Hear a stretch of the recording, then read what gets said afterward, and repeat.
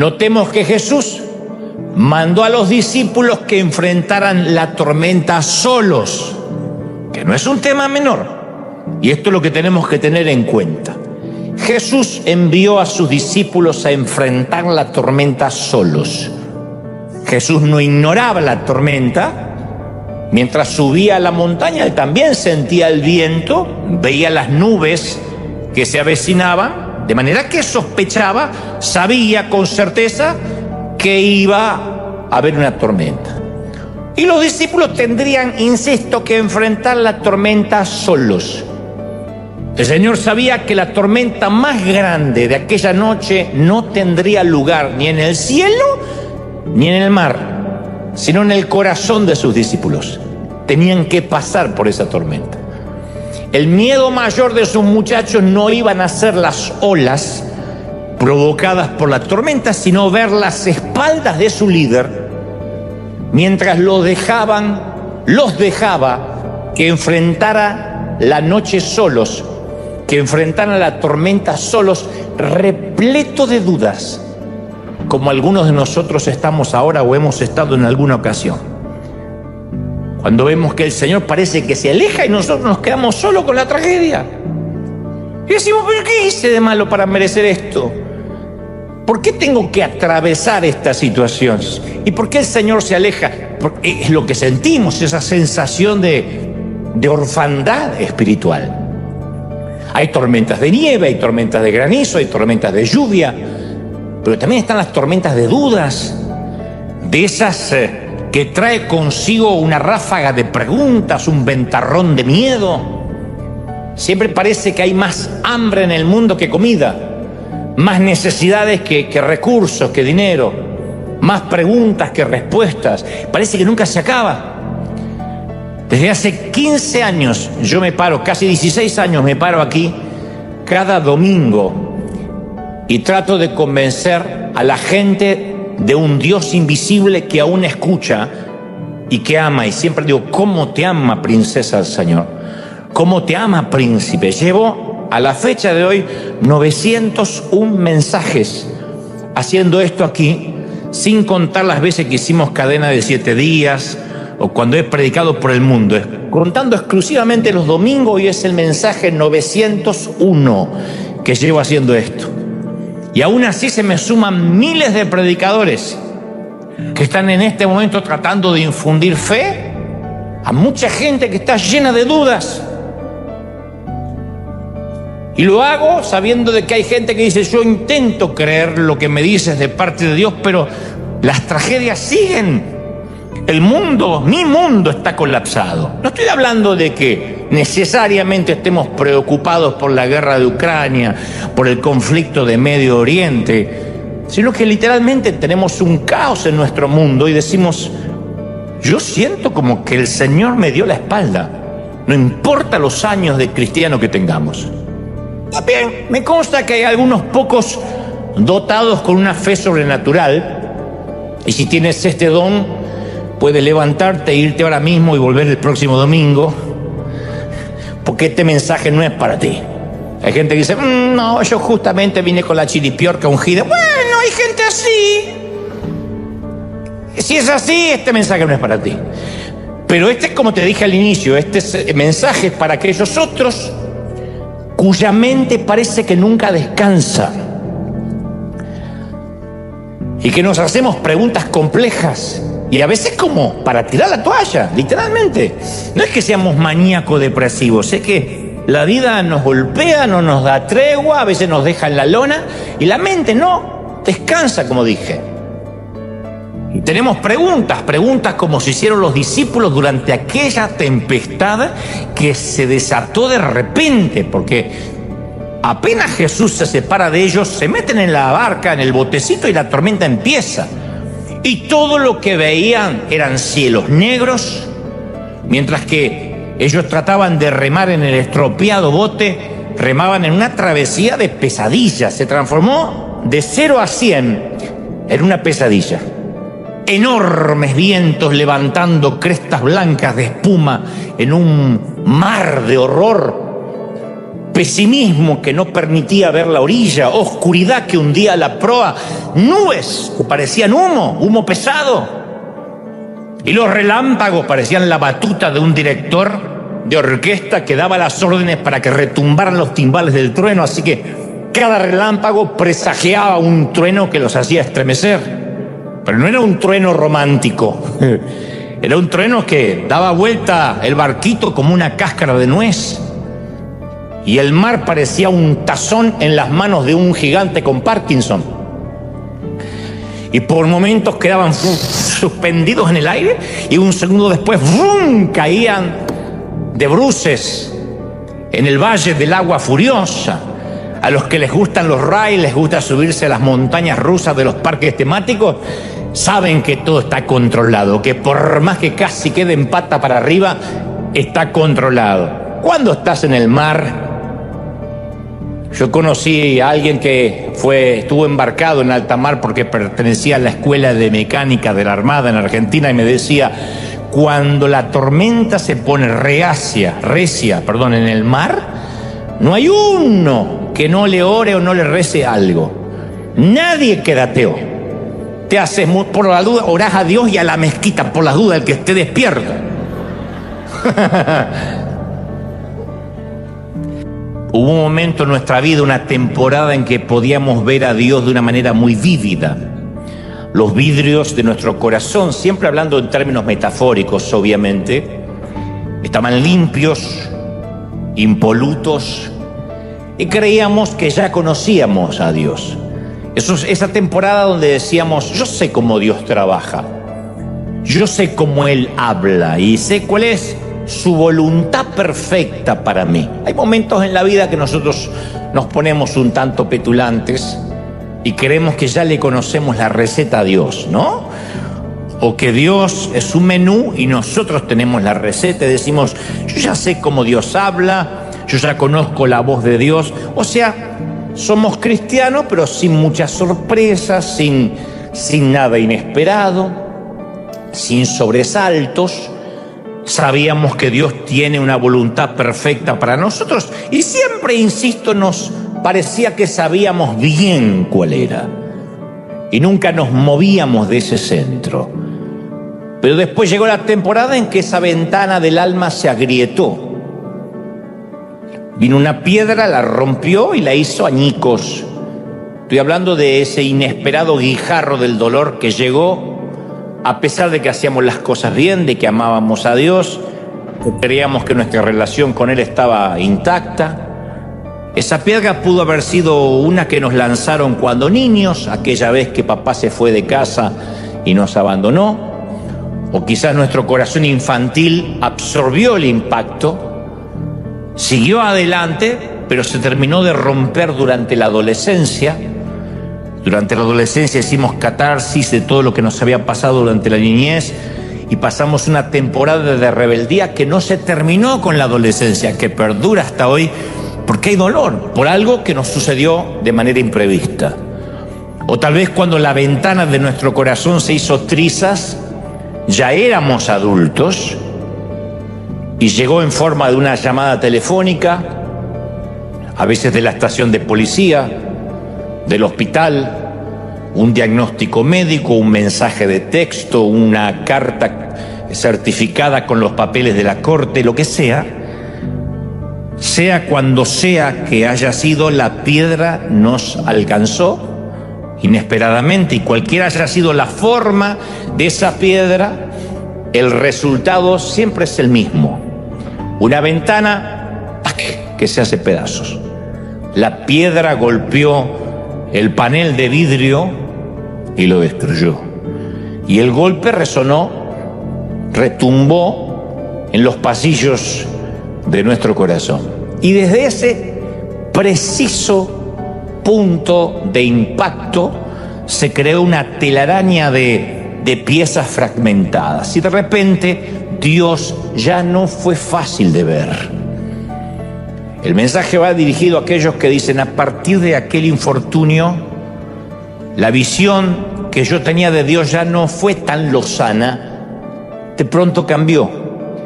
Tratamos de ver a Dios después de la tragedia o después del golpe o del piedrazo, pero la figura como que está distorsionada, como, insisto, como tratar de ver a través de un parabrisas o de un vidrio roto. Siempre se ve distorsionado el paisaje.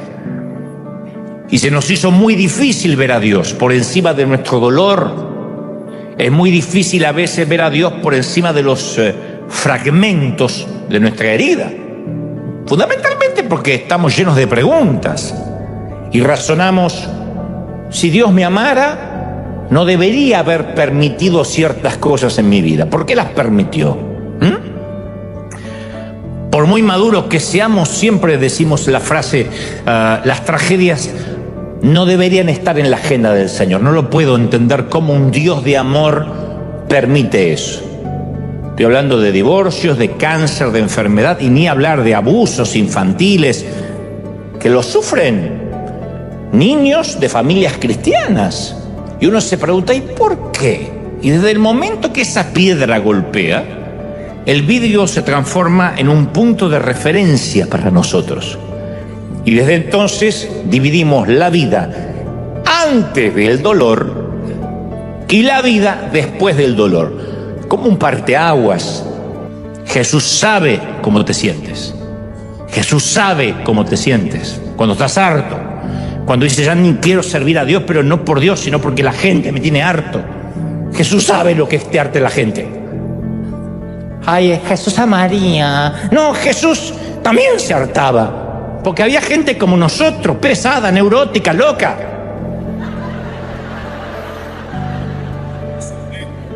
Me pasa a mí y no soy Jesús. Ay, pastor, date. Ay, qué argentino. Y ya me condenan. Pero por ahí tengo ganas de ir al baño. Es que yo vine de lejos, te dice así.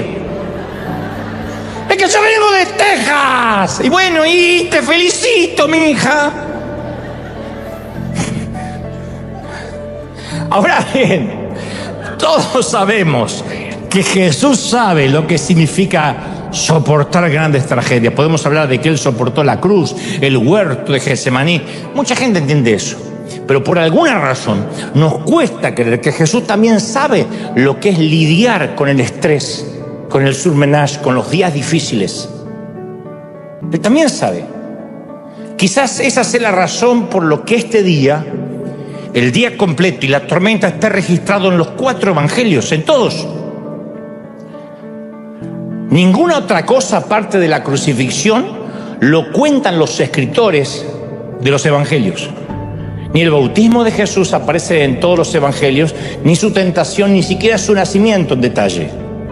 Pero los 4 escriben sobre este día. Es como si Mateo, Marcos, Lucas y Juan supieran que algún día nos vamos a preguntar si Él nos entiende. Y ellos proclaman en grandes letras: Jesús sabe cómo te sientes. Jesús sabe lo que es el estrés diario. No es que Jesús está en el nivel guerras, en el nivel conflictos de Medio Oriente, y lidiar con hijos y con nietos y con un esposo que no se baña no es algo que Él haya dejado de contemplar. Yo recuerdo que cuando yo era chiquito, muy chiquitito, yo veía a mi papá como un gigante. Mi papá nunca fue un tipo alto, pero como yo era chiquito, para mí era un gigante que podía alcanzar sin esfuerzo todos los frascos de mermelada y de dulce y todas las galletas que estaban en lo alto de la alacena. Él no tenía que buscar un banquito ni poner su vida en riesgo como hacía yo para alcanzar las galletas. Y yo solía pensar: qué fácil debe ser la vida allá arriba. Él no sabe lo que es vivir acá abajo. Esa es una frase que jamás podríamos decirle nunca a Dios, nunca. El escritor de los Hebreos 4:15 dice: porque no tenemos un sumo sacerdote que no puede compadecerse de nuestras debilidades, sino que Él fue probado y tentado en todo, según nuestra semejanza, pero sin pecado. Él pasó por todo. O sea, nos quitó el derecho a decir: qué fácil debe ser Dios la vida allá arriba, ¿verdad? Porque tú no sabes lo que es vivir acá abajo. Sí, Él sabe lo que es vivir acá abajo. Él sabe lo que se siente estar acá abajo, lo sabe, no se ha olvidado. Intercede por nosotros. Entonces, Él vivió las tensiones de todas las formas, sin excepciones. Por eso simpatiza y empatiza con todo lo que sentimos. Porque un político se pone un casco e inaugura una fábrica. Un cristiano lleva una bolsa de comida al indigente. Un general del ejército, una noche, se sienta a comer con los soldados rasos como si fuese un recluta más. Porque los tres están intentando comunicar, me identifico con ustedes. Puedo entenderte, puedo ser como tú. Ergo, hay un problema. Los empleados de la fábrica saben que el político se va a quitar el casco apenas se vayan los fotógrafos y la prensa. El indigente sabe que el cristiano va a dejar la bolsa de comida, va a decir Dios te bendiga y se va a ir a su casa, donde lo espera un hogar con una cena caliente. Y los soldados están conscientes que por cada comida que el general se sirve en el comedor de los soldados, tienen manjares en el cuartel de los oficiales. La participación del político, del cristiano y el general son parciales. Es parcial esa participación. La participación de Jesús en nuestra vida es completa. El escritor de la carta a los Hebreos afirma con claridad que Jesús compartió completamente nuestra experiencia. Yo sé que cuando predico de ver a Jesús con ojos nuevos, hay muchos evangélicos que me detestan visceralmente, lo sé, me lo hacen saber, me mandan sus felicitaciones. Me llegaron.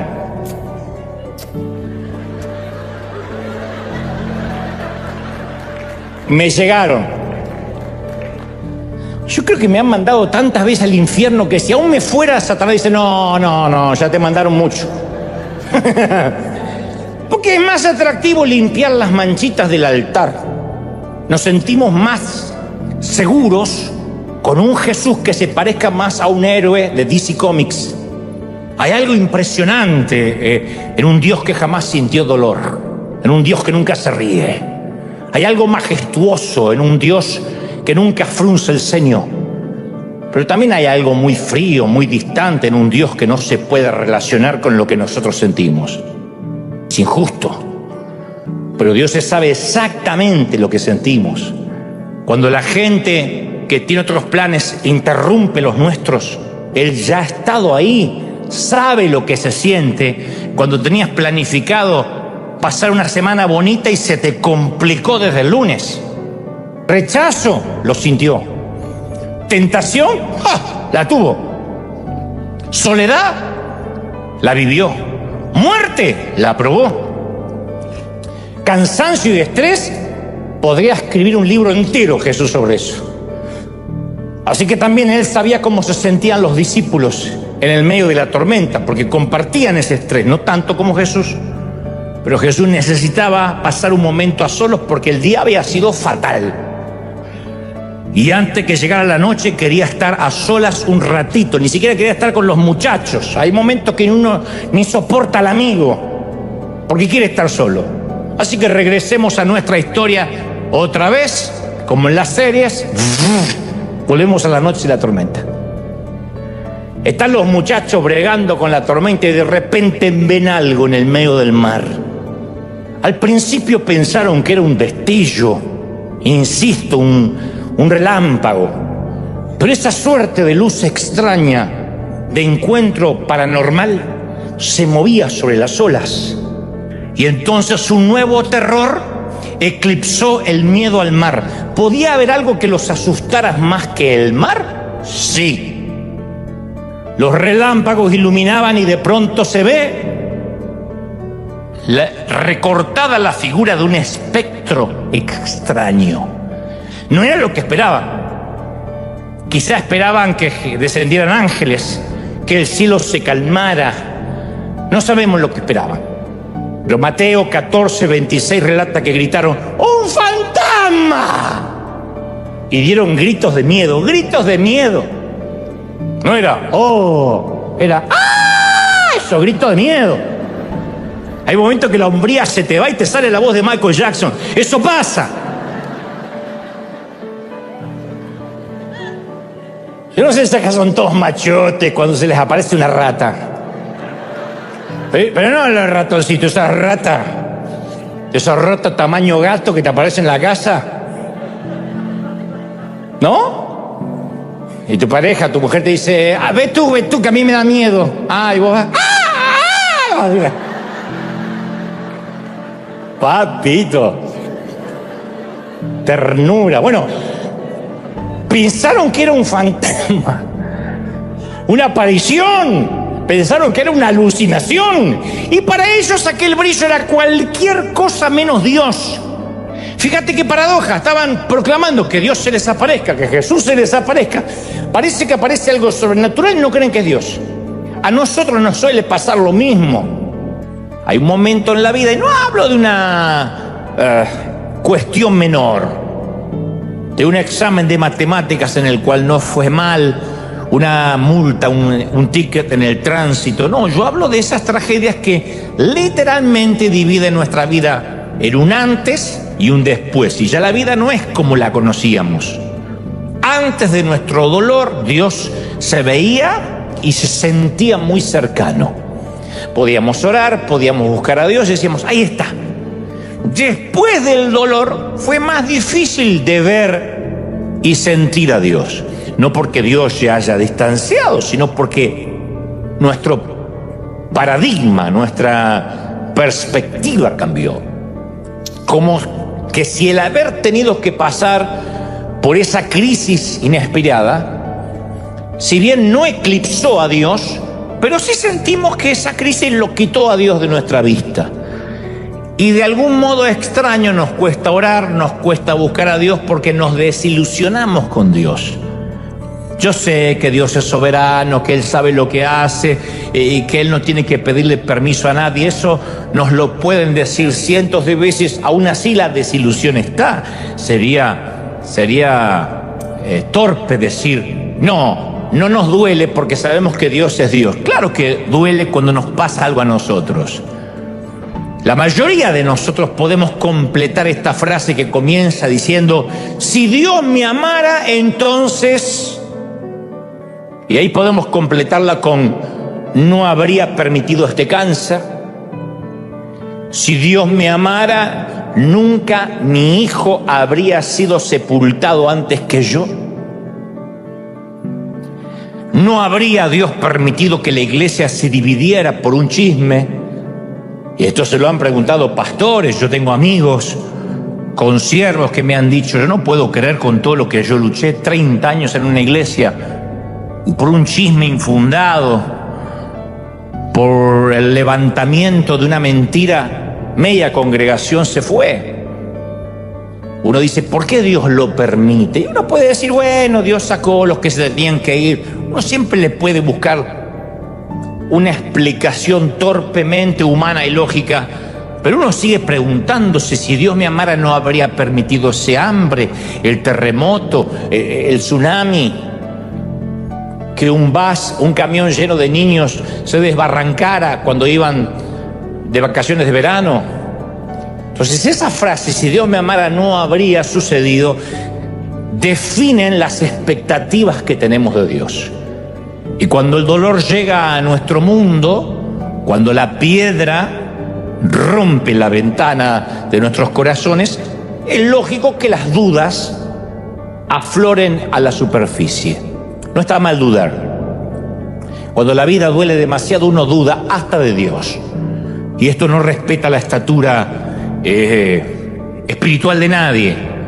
Duda desde el predicador hasta el que se considera apóstol y el último que se agregó a la congregación la semana pasada. Dudamos, porque los fragmentos de los vidrios rotos opacan nuestra visión de la vida, de lo que creíamos, y ahora ya no estamos tan seguros de lo que estamos viendo. Nos congregamos, venimos, pero no estamos tan seguros de lo que estamos viendo, de lo que estamos sintiendo.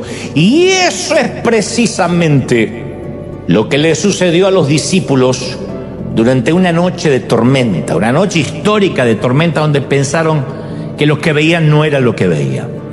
Tampoco estaban seguros de lo que estaban viendo, como nos pasó a nosotros. La historia es súper conocida, de igual modo la voy a repasar. En cierta ocasión, Jesús, cuando caminaba por esta tierra, termina de predicar, despide a la multitud para subirse a un monte a descansar, tener un momento de meditación, no sin antes enviar a sus muchachos, a sus discípulos, a navegar. Vayan a navegar, yo después los alcanzo. Mateo, el evangelista, es muy específico en el orden de los acontecimientos. Hace un orden arbitrario, intencional, porque tiene mucho que ver con lo que se va a desarrollar.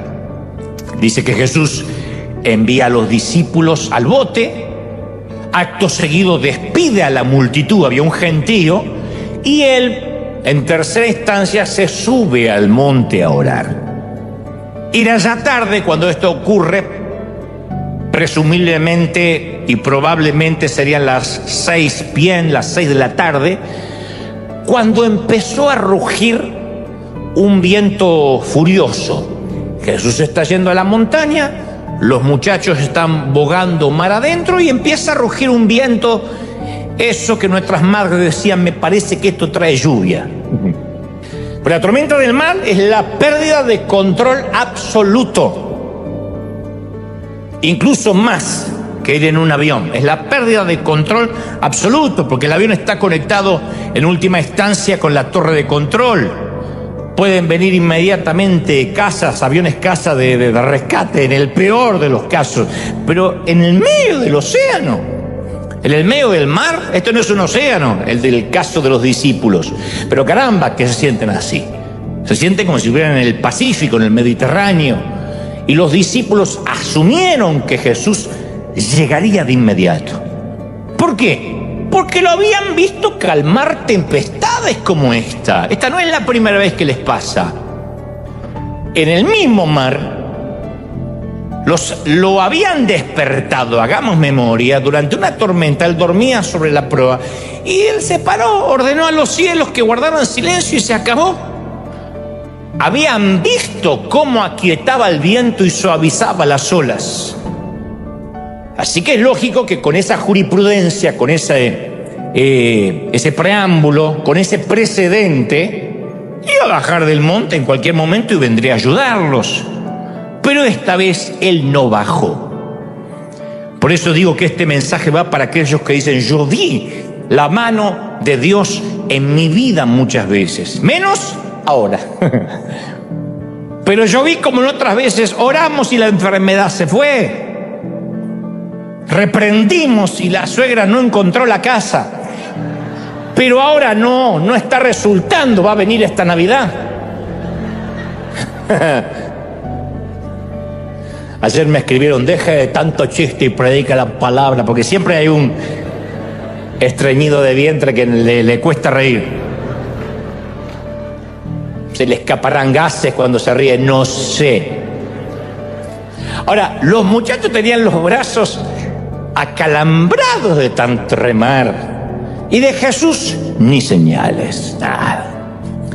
3 horas, 4 horas de tempestad y los vientos embravecidos. Y la nave dando tumbos. Y nada de Jesús. Se acerca la medianoche. Estamos hablando que embarcaron 6 de la tarde, 6:30. Estamos llegando a la medianoche. Y han estado ahí por unas 6 horas. Y hasta acá la tormenta está ganando, como te está sucediendo a ti. Quizás que la tormenta te está ganando. Y el maestro no aparece por ninguna parte. Son casi las 2 de la madrugada en nuestra historia y Jesús no aparece. Y Pedro, Andrés, Santiago, Juan, han visto tempestades como estas, son pescadores. Su vida es el mar, así se ganan la vida o así se suponen que se la ganan. Y ellos han visto en estos años las embarcaciones en la playa por la mañana después de una tormenta, los cascos destrozados. Y han estado en funerales de otros pescadores y en funerales de otros marineros. y saben mejor que nadie que esta noche bien podría ser la última. No es un juego. Entonces, ¿por qué no viene Jesús? Si no es un juego, si esto es serio, ¿por qué no aparece? Preguntas, insisto, que todos nos hemos hecho en algún momento. ¿Y por qué? En el hospital, tratando de ver una luz de esperanza en la costa. ¿Quién no estuvo en el hospital? Y a veces se sufre más en la sala de espera que estando dentro, en la sala de cuidados intensivos, donde uno está medio drogado y no sabe ni dónde está. Pero los que esperan afuera, los que esperamos afuera, ¿cuántas veces hemos visto o hemos tenido la esperanza de ver una luz en la costa? Hemos reprendido y decretado y oramos todo lo que se nos ocurre, leímos la Biblia y confesamos en fe. Porque fuerte uno tiene esa sensación de que sabemos que Jesús sabe lo que nos está ocurriendo. No somos ateos. Decimos, yo sé que Dios sabe lo que me está pasando, que está consciente de la tormenta que me aflige. ¿Y por qué no aparece? ¿Por qué no lo vemos en ninguna parte? ¿Por qué hay que esperar tanto? ¿Por qué hay que esperar que perdamos la casa? ¿Por qué hay que esperar que nuestro hijo corra peligro? ¿Por qué hay que esperar que se disuelva la familia y Él no aparece? Y ahí es cuando nuestro corazón, dije al principio, se empieza a endurecer. No lo estoy justificando, simplemente es una realidad. Porque nuestras oraciones comienzan a salpicarse con preguntas a Dios, hasta hechas con rabia. Yo he orado con rabia muchas veces. Di que Dios me tiene paciencia y dice, este cabezón no sabe que lo estoy procesando. Pero yo he orado muchas veces con rabia. Señor, si no lo haces, nunca más te voy a servir. Y Dios se quedó preocupado meses. Pero uno se pregunta, ¿dónde está Dios y por qué me hace esto? ¿Por qué?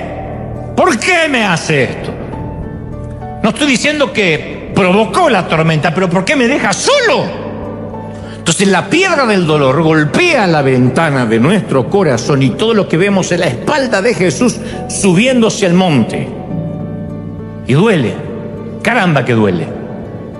La pregunta de los muchachos era, ¿qué esperanzas tenemos de sobrevivir a la tormenta de esta noche? Y la nuestra es, ¿dónde está Dios cuando mi mundo está embravecido?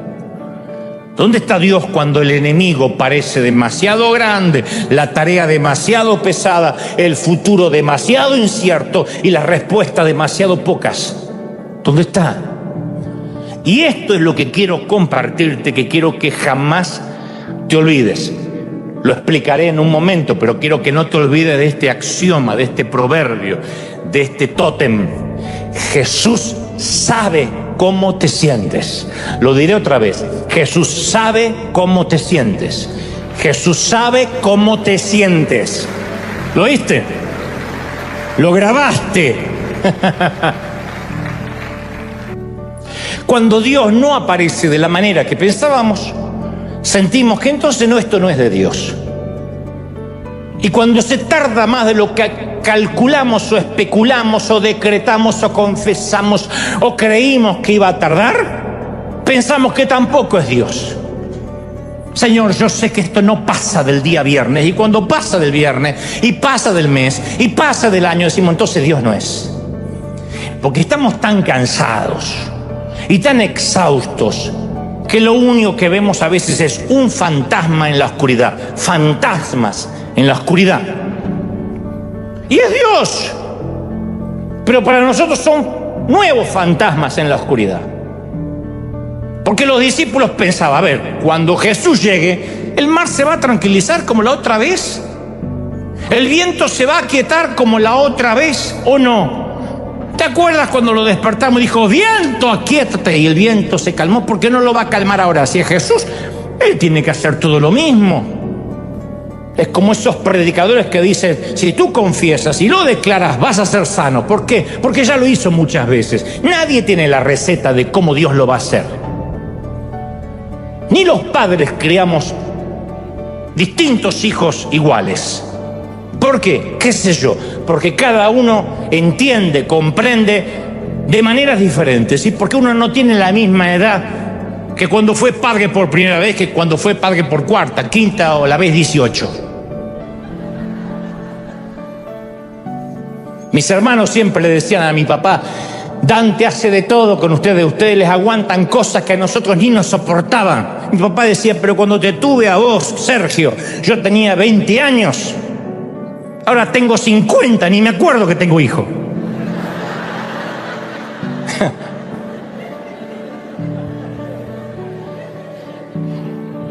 Y el primero uno lo quiere criar perfecto, y le quiere dar todo y leerle cuentos y que vaya, y después del quinto se vaya. Ahí tenés el iPad, fíjate ahí. Mamá, ¿qué significa googlear? Googlear. Busca en Google, ¿qué me preguntás? Y bueno, y cuando pensamos, cuando Jesús llegue, el médico va a decir que el cáncer desapareció.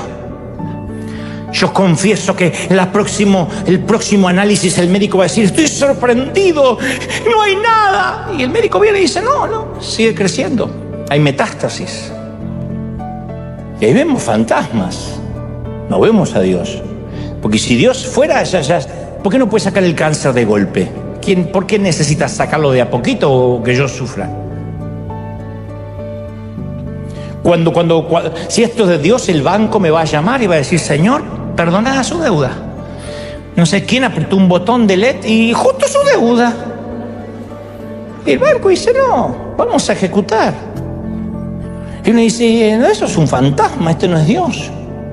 Porque Dios va a obrar como yo escuché, que dicen: no sé qué pasó, acá me dice que usted tiene 0 deuda. Y a veces las deudas así no funcionan, tenemos que pagar hasta el último peso, refinanciar y pedir prestado y embarcarnos más.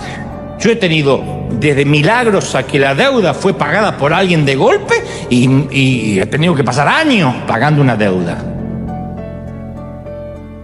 El problema es que cuando por buscar la fogata, el fuego, nos perdemos la vela, cuando por querer oír el estruendo pasamos por alto el susurro y creemos que ese no es Dios. En el mar de Galilea nada había cambiado, todavía rugía la tormenta. El viento seguía chillando, el bote se tambaleaba y en el medio del tumulto oyen la voz, dice, que a la 4ª vigilia de la noche, esto es entre las 3 y las 6 de la mañana, no sabemos cuándo fue, pongámosle 4 de la madrugada, cuando más oscura está la noche, Jesús vino a ellos andando sobre el mar, andando sobre la tormenta no se calmó. Les quería decir: yo soy el Cristo que puede caminar sobre tu tormenta, no necesito calmarla para que me creas. Yo puedo caminar sobre tu crisis, puedo caminar sobre tu dolor. Y les dice: ¡valor! ¡Soy yo! ¡No tengan miedo! Y ellos, viendo a Jesús, o sea, no es que ya pensaron que era un fantasma, viendo a Jesús, dice las Escrituras, que andaba sobre el mar, tuvieron pánico, miedo. Antes que la mañana se transformara en noche, Jesús también tuvo razón ese día para llorar, para correr, salir corriendo, para gritar e incluso dudar. Si alguna vez tuvimos uno de esos días en que todo el mundo nos demanda algo, yo sé que todos lo tuvimos y lo tenemos, especialmente nuestra familia. Cuando tu esposo te demanda algo y tus hijos te demandan algo y la suegra te demanda algo y tu madre te demanda algo y no te acordás que tu madre, Señor, llévatela, si ya vivió esta señora, llévatela. ¿Viste cuando todo el mundo te reclama algo y encima te llaman, hay gente que lo llama el pastor? Te agradezcan que yo no te llamo. ¿Qué pasa, hermano? Que hace un domingo que no lo veo, ¿se enfrió? Y voy a decir, ay, Señor, aleluya.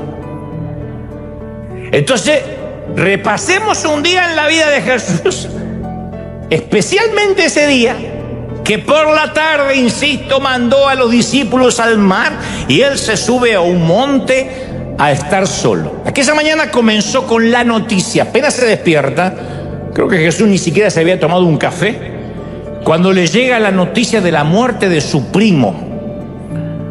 Casi era un hermano para él, su amigo, su precursor, Juan el Bautista.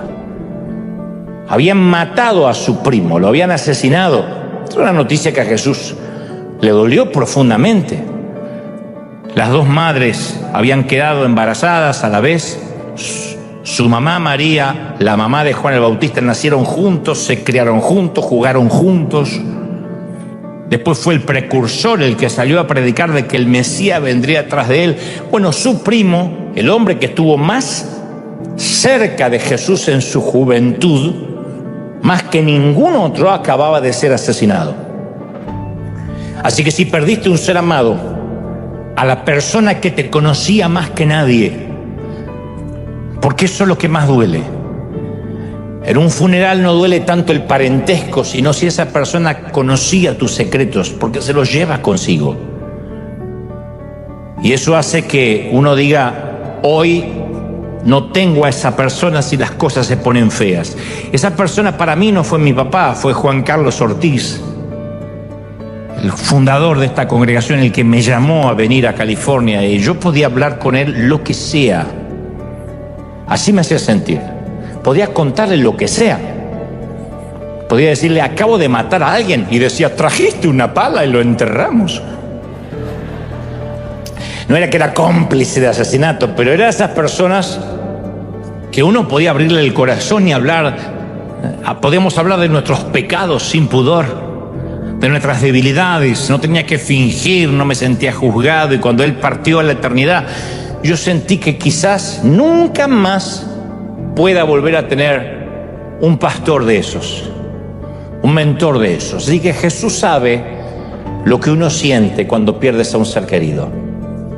Piensa en cómo reaccionarías si además te dijeran que tu mejor amigo fue decapitado por un incestuoso monarca, y te vas a dar una idea remota de cómo comenzó aquella mañana para Cristo. Eso es una mala mañana, eso es lo que yo llamo comenzar un pésimo día. Pero además la noticia llega con una advertencia que le dicen, el mismo Herodes que le cortó la cabeza a Juan va por la tuya. El mismo Herodes está interesado en verte. De manera que cuando aquella mañana Jesús se entera que la vida de Juan fue cegada y su propia vida amenazada, Jesús necesita sí o sí tener un tiempo a solas, necesita pensar. Porque no podemos creer que Jesús, el que caminaba en la tierra, aunque era el Hijo de Dios, era el Jesús que estaba sentado a la derecha del Padre tiempo después o antes de venir a nacer en el vientre de María. Él vivió, soportó las cosas de un hombre, la misma desesperanza, por momentos la misma tristeza, lloró. Así que no lo veamos como un superhéroe de Marvel al que dijo, muy bien, Herodes, ven por mí, aquí te espero. Eso no pasó.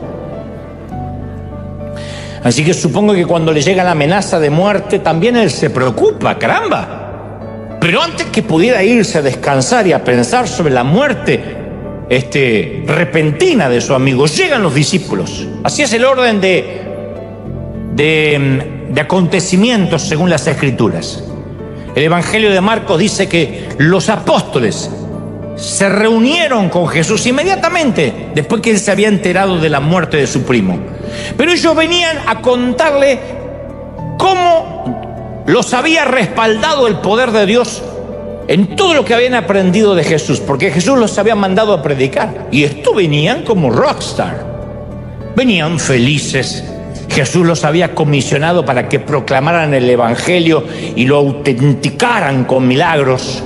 Entonces ellos llegan, Jesús, Jesús, justo cuando Jesús se quiere ir, insisto, porque se acaba de enterar de la muerte del primo, llegan los muchachos, Jesús, Jesús, estaban exultantes. Dios nos usó. Estaba como Guillermo recién ahí, estuvimos en Chiapas, estaba así. Y el corazón de Jesús va desde el paso de un lamento fúnebre y lóbrego al tener que escuchar la algarabía de sus discípulos. A mí me ha tocado, y creo a memoria te pudo haber tocado un momento así, en que tu hijito te quiere contar algo, situaciones que estás Estás atravesando algo que no puedes contar y viene tu hijito a contarte que ganó en el fútbol. A mí me ha tocado de estar pasando un momento caótico en mi vida y tener que disimular mi tristeza porque alguien me estaba contando un testimonio, un milagro.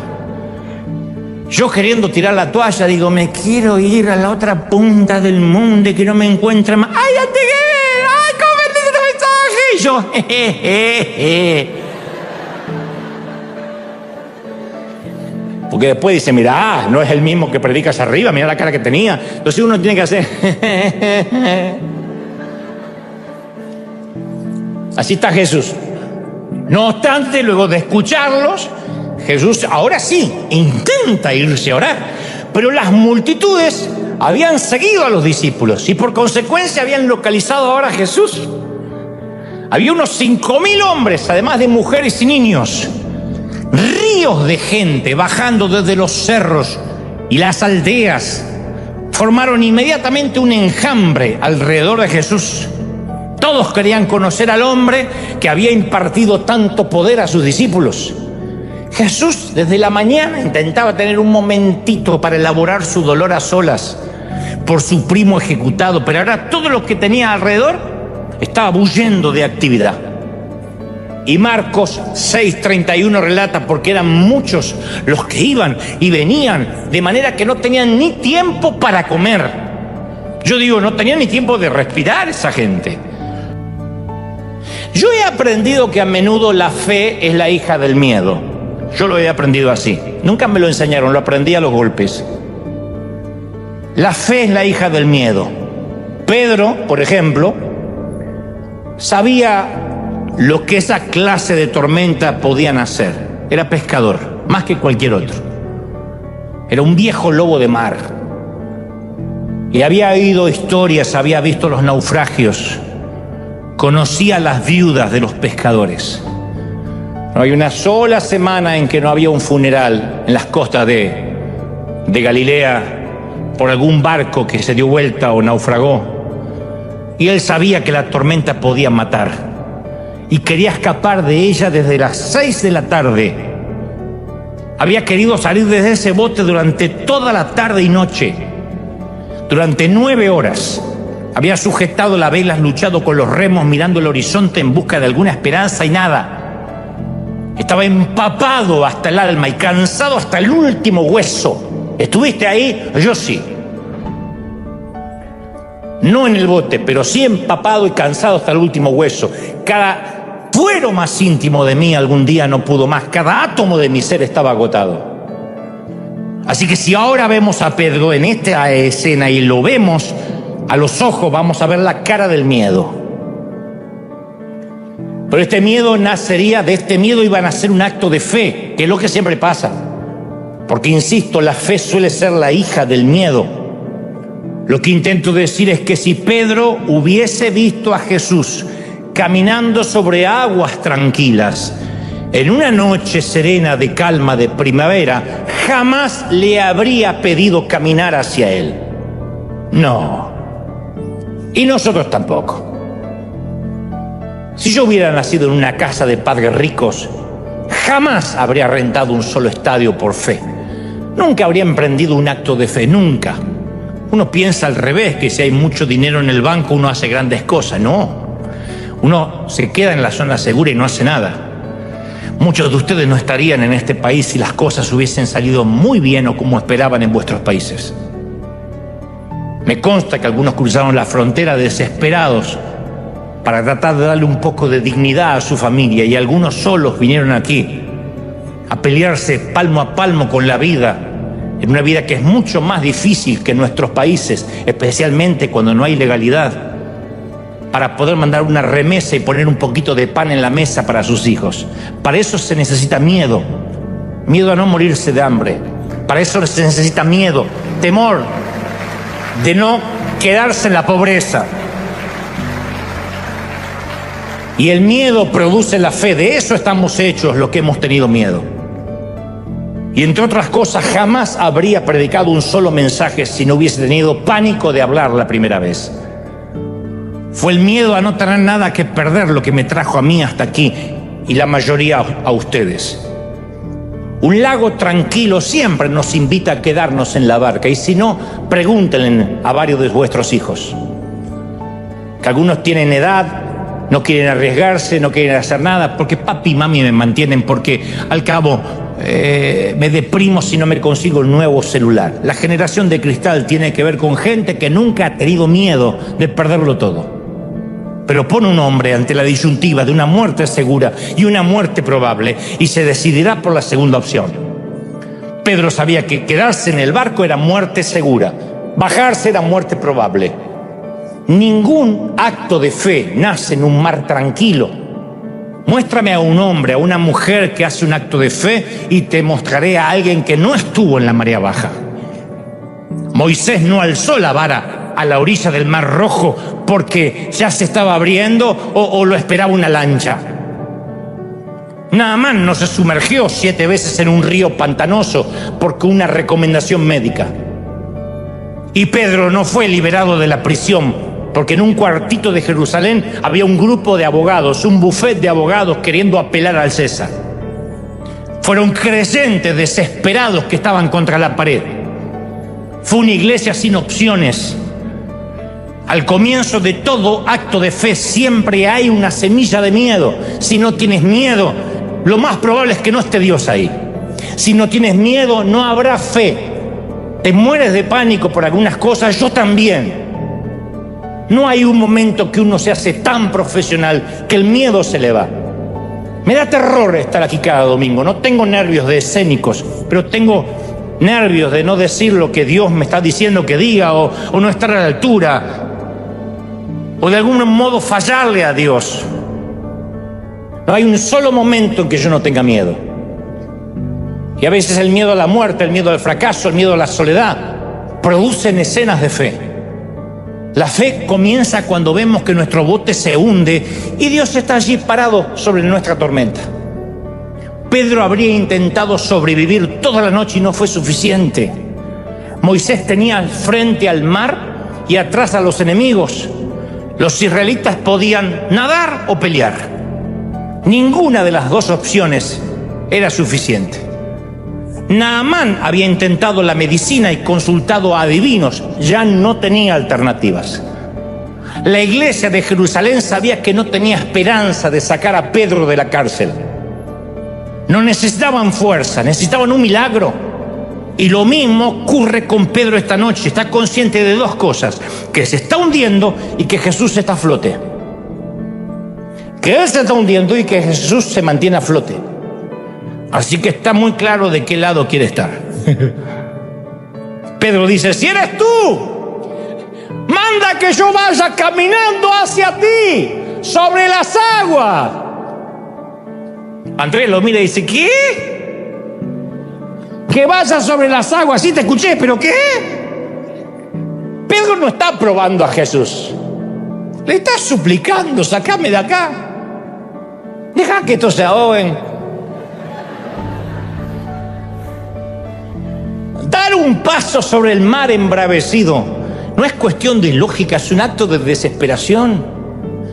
Así que Pedro saca una pierna y luego saca la otra y da algunos pasitos así como si hubiera un arrecife invisible debajo de sus pies. Y al final del cordón de rocas está el rostro luminoso de un amigo que significa vida. Mucho miedo y un acto desesperado de fe. La fe no nace en la mesa de negociaciones donde canjeamos nuestros dones por un milagro de Dios. Por favor. La fe no nace decretándola en un congreso profético. Son pamplinas. Te están timando. La fe tampoco nace pactando por un milagro. Son patrañas de alguna maratónica para robarte el dinero. La fe no es un premio que se otorga porque confesaste la fe. No es un título legado de los que se autodenominan apóstoles. La fe es una zambullida desesperada desde el bote de los esfuerzos, creyendo que Dios nos va a sacar del agua. Alguien tiene que creerlo, ¿sí o no? ¡Lleva! Y todos pasamos por algo similar. Cuando todo el mundo nos demanda algo. La economía te demanda algo, tus hijos te demandan algo, tu cónyuge te demanda algo. Hay gente que van a la iglesia y les demandan algo también. Y ni siquiera nos podemos hacer unos minutitos para estar a solas en el baño. Hagan memoria. ¿Cuántas veces dirías, ay, lo que quiero es, ni tengo ganas de ir al baño, pero sentarme y mirar el celu? Que me dejen en paz. Vas al baño, ¡ah, te falta mucho! Tu abuela. Ahora imaginemos 25.000 personas, que es lo que se calcula que había ahí. Eso es más que la cantidad de habitantes que tienen algunas ciudades. Eso es pasar de la calma al caos en una sola mañana. Entonces, a saber, repasando, primero Jesús se aflige por la muerte de su querido primo. Luego su vida inmediatamente es amenazada porque lo quieren matar él también. Inmediatamente luego llegan los discípulos, como esas visitas inesperadas en Nochebuena. A los minutos está a punto de ser sofocado por una multitud. Shock, aflicción, amenaza, griterío, todo y en ese orden. ¿Quién podría criticar a Jesús por su deseo de alejarse de la gente un poquito? Solo necesita estar solo. Y yo sé, no voy a hacer una pregunta retórica, que yo sé la respuesta. ¿Quién no ha necesitado en algún momento estar un minuto a solas? Pero no solo en la tragedia, en un hospital. Estoy hablando hasta de una fiesta. Que dice, y te vas afuera a respirar o a donde puedas. Te cierras en el baño y empiezas.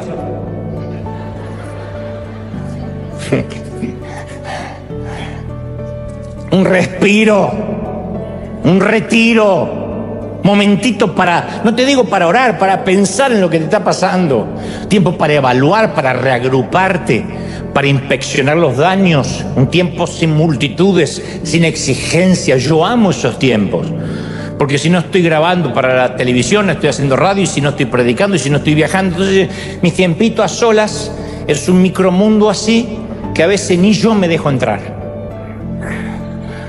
Identificación, soy yo. Jesús dijo, la gente puede esperar hasta mañana. De modo que les dice a sus muchachos que lo saquen de ahí. Entonces, este es un escenario de antes y después. Antes de nuestro rescate manteníamos a Dios a distancia. O sea, no es que dejamos de ser cristianos, pero veníamos una vez cada semana aquí, 2 horitas hacia casa. Sí, Dios es importante, pero también mis vacaciones. Sí, Dios es importante, pero también mi empleo, la casa que quiero comprar, el auto soñado. O sea que Dios comparte el mismo lugar con otras prioridades. Pero entonces un día viene la tormenta. La furia, la lucha, el soltar amarras, la noche sin estrellas. Y la casa, el auto y el celular nos importa un cuerno. Porque llega el cáncer, el diagnóstico, la quiebra, el divorcio, el vicio, el conflicto, la salud frágil, el despido. Y nos ordena los patitos otra vez. Cae la desesperación como niebla y perdemos la orientación. Y fue cuando torpemente nos dimos cuenta ni que el empleo, ni las vacaciones, ni el amante, ni el sexo nos pueden sacar de la tormenta. Y nos percatamos que una tormenta nunca se va a dejar impresionar por los títulos, ni por una casa. Y cuando ahí nos damos cuenta que solo tenemos una opción, que lo único que se mantiene a flote es Dios, ahí es cuando uno clama genuinamente y Él viene. Y desde ese momento Él no es solo un Dios que podemos admirar, un maestro que podemos seguir o un jefe al que podemos obedecer. Él es el Salvador, y un Salvador merece ser adorado. Por eso digo que lo harían otra vez los discípulos. Soportarían la tormenta de la noche. Mi querido, mi querida, una temporada de tormenta es un precio pequeño a pagar, cuando luego vas a obtener una visión muy clara de Dios. Yo tengo una visión tan clara de Dios, y no ha venido por mi cantidad de oración, ni por mi espiritualidad. Soy un piloto de tormentas, y en cada tormenta he visto al Señor. No te olvidas, nunca te olvidas esa imagen, que al principio es fantasmal y después te trae una tranquilidad. hay momentos que dejan una huella en nosotros para siempre. Y todos nosotros damos gracias por esos momentos. Yo le llamo noches de tormenta controlada. Por esa tormenta en que Dios nos deja que nos asustemos lo suficiente como para sentir que no hay opciones y lo necesitemos. Y luego se acerca lo suficiente para que lo veamos. Al principio sentimos la desorientación del naufragio, ¿cómo no? Pero lo bueno de esto es que nos obliga a buscar a Dios con una intensidad que no lo buscaríamos de otra manera. Las temporadas y las tempestades imprevistas nos ponen de rodillas y nos vuelven dependientes del Señor. Todos los nuevos capítulos de mi vida siempre suelen comenzar con una enorme tempestad, siempre. Yo no las pido, no es que soy masoquista, no oro para que vengan, pero siempre aparecen. Y como piloto de varias tormentas vividas, voy a darte un consejo que no me estás pidiendo, pero que siempre me ha resultado. Aférrate lo más fuerte que puedas al primer mástil que encuentres a bordo. Resiste los próximos diagnósticos médicos, resiste las próximas intimaciones de pago, resiste. No dejes de tener fe. Tarde o temprano, te prometo, el Maestro vendrá. Ten mucha paz. El Salmo 46 dice: Dios es nuestro refugio y nuestra fuerza, y nos ayudará en tiempos de tempestad. Por lo tanto, no temeremos cuando vengan terremotos y las montañas se derrumben en el mar, que rujan los océanos y que hagan espuma, que tiemblen las montañas mientras suben las aguas. Yo estaré confiado. La figura que ves a lo lejos no es un fantasma en la oscuridad. La voz que oyes no es el rugido del viento. Jesús está más cerca de lo que jamás soñaste y se mantiene a flote.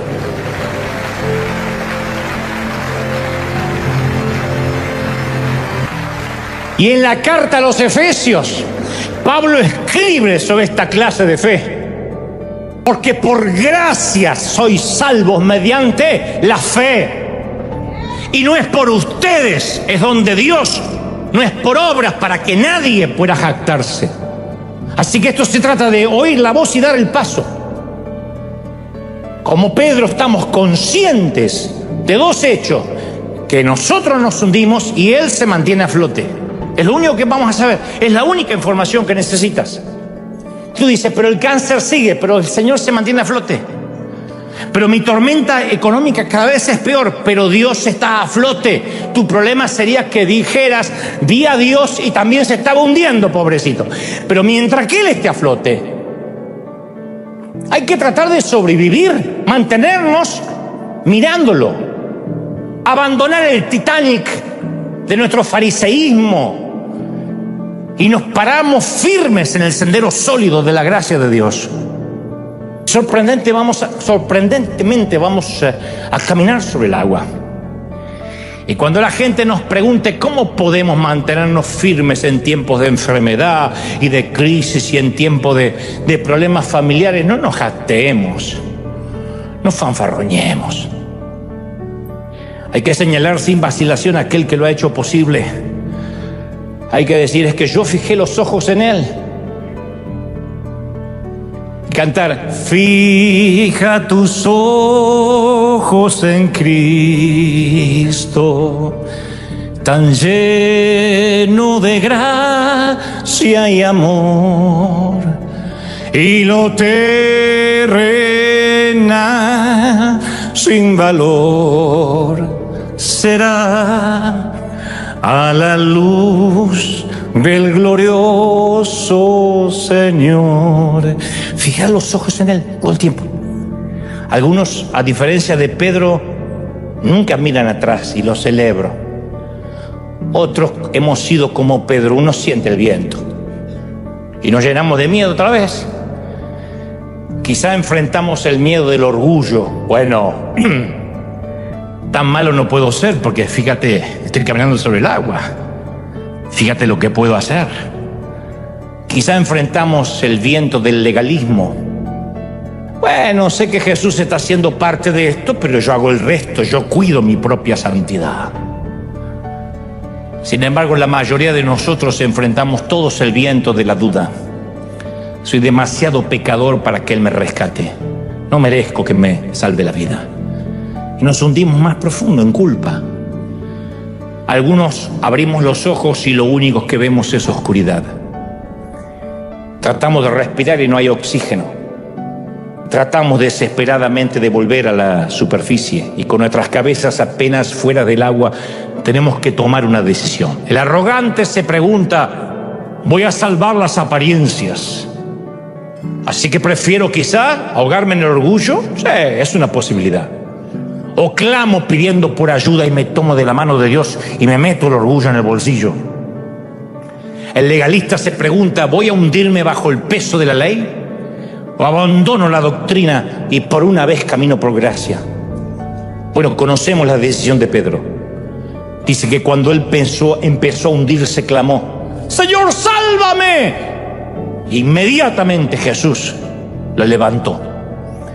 Y te cuento algo más. Yo estoy seguro que los discípulos, si pudieran hacer un flashback, volver el tiempo atrás, lo harían de nuevo, subirían a esa barca. Digo, los muchachos subirían al mismo bote y navegarían en la misma tormenta. ¿Cómo lo sé? Porque a través de la tormenta, por primera vez vieron al Salvador. Por primera vez. Mateo 14:33 dice: entonces todos los que estaban en el bote lo adoraron, diciendo: verdaderamente tú eres el Hijo de Dios. ¿De verdad? Ahora se dan cuenta, ternura. Después de la tormenta lo adoraron por primera vez. Como grupo, nunca antes lo habían hecho. Compruébalo, buscaron la Biblia en casa. Nunca antes se reunieron para adorar. Busca otra ocasión en que los discípulos como grupo adoraron. No los vas a encontrar.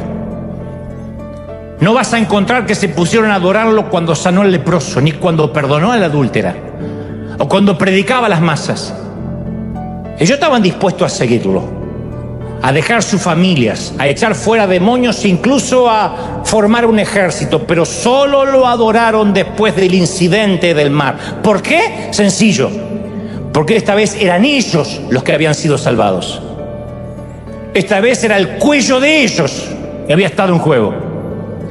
Sus cuerpos habían sido arrancados de las profundidades del mar. Y en un minuto estaban a punto de irse al abismo. Y al siguiente se encontraron fuera, sobre la cubierta de un bote tranquilo en un mar apacible. Así que los tipos adoraron por primera vez. Hicieron la única cosa que uno puede hacer cuando el Señor suspende una sentencia de muerte: alzar la vista y agradecer y adorar.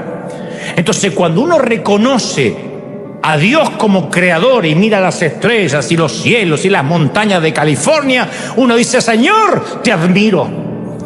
Cuando reconocemos su sabiduría, decimos: Señor, ¿cómo aprendo? Cuando descubrimos su fuerza, Señor, ¿cómo descanso en ti? Pero solo cuando nos salva, nos ponemos de rodillas a adorar. Solo cuando nos salva decimos: Señor, me has salvado.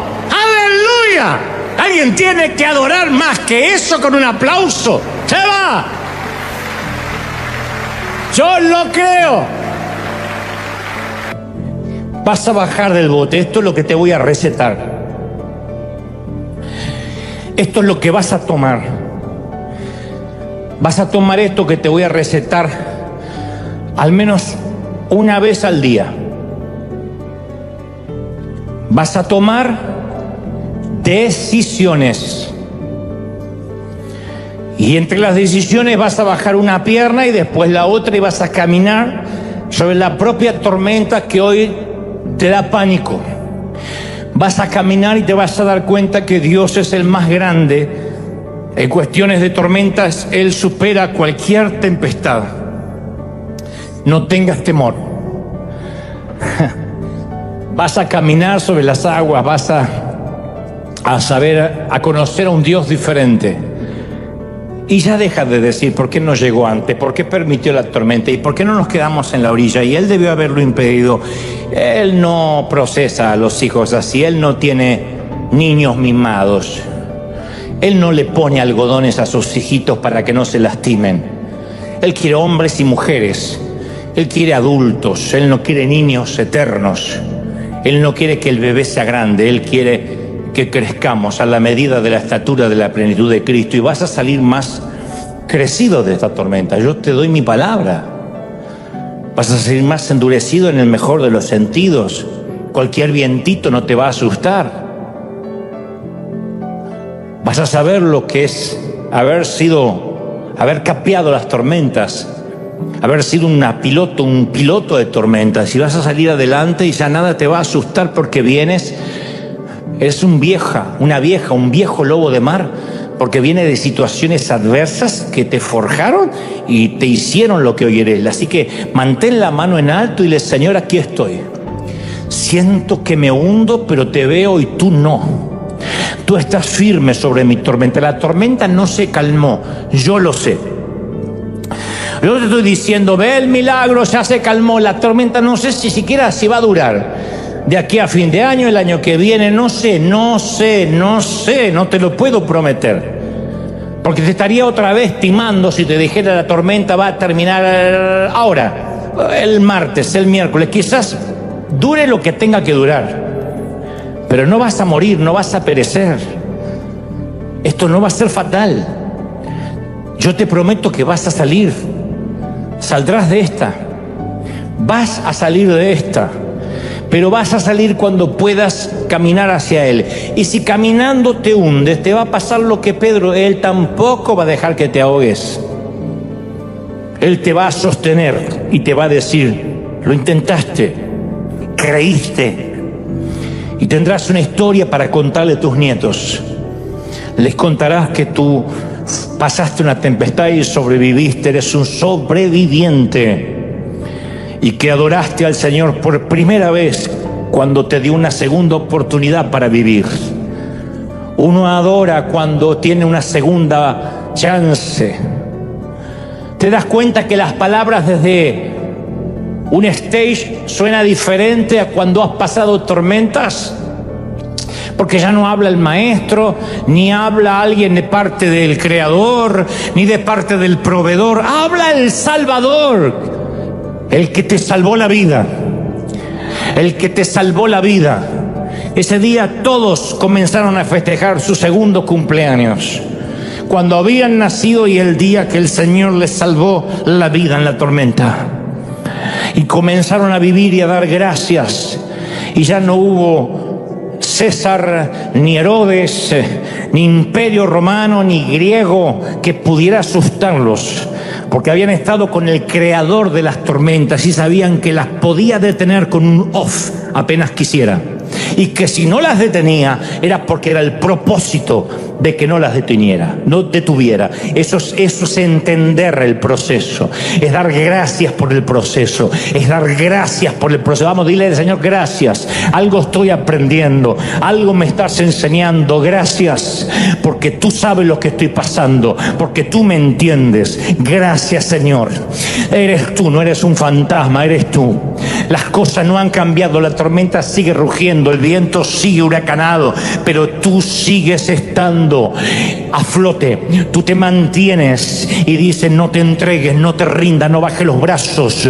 Vamos, no te rindas, no te entregues, dice el Señor. Vamos, no te rindas, no levantes bandera blanca. Solo corre hacia mí. Me alegro de llevarte al callejón sin opciones, dice el Señor, porque yo voy a levantarte, porque yo voy a bendecirte, porque yo hago de ti cosas que ojo no vio, ni oído yo, ni han subido a corazón de hombre. Te bendice el Señor, te bendice el Señor. Reciban corriente del Espíritu. Sopla ahora, impresionante. Todos, presencia de Dios, sopla ahora más que la tormenta. Viento del Espíritu supera la tormenta. llenura del Espíritu supera la tormenta. Lo creo. ¡Uy! ¡Impresionante! Lo declaro a los que hoy están por primera vez, a los que en casa por primera vez escuchan de ti, Cristo, y quieren recibirte. Solo dile: Señor, entra en mi corazón, entra en mi vida, perdona mis pecados, anota mi nombre en el libro de la vida. Padre, gracias. He transmitido a tu ejército, tu pueblo, lo que creo me has dicho que diga.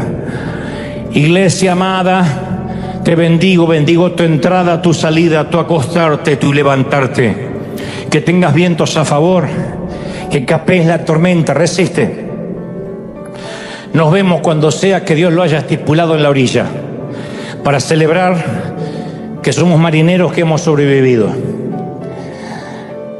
Te lo digo como capitán de navío que ha pasado decenas de tormentas. Siempre se sobrevive, siempre. Algunas son peores que otras, tragas más agua en algunas que otras, pero siempre sobrevives. Porque Dios, esté en la barca o esté sobre el mar, siempre está. Y aunque se quedara en el monte, siempre está pendiente. Te bendigo. Las crisis son inevitables, pero no insuperables. Si bien es natural dudar y sentirnos distantes de Dios, Él nunca nos abandona. Como los discípulos en medio de la tormenta, a veces lo que vemos no es lo que es. Dios está presente, aunque nuestra perspectiva se haya distorsionado. Este mensaje nos desafía a permitir que Dios sane nuestro corazón y restaure nuestra visión para que podamos verlo con claridad nuevamente. Gracias por acompañarnos en este tiempo. Que la paz y las bendiciones de Dios llenen tu vida y te fortalezcan en cada paso de tu camino. Si este mensaje te ha inspirado o bendecido, te invitamos a suscribirte al canal, dar un me gusta y compartirlo con quienes también podrían beneficiarse de esta reflexión. Sigamos juntos en este caminar espiritual. Hasta la próxima, y que Dios te guarde siempre.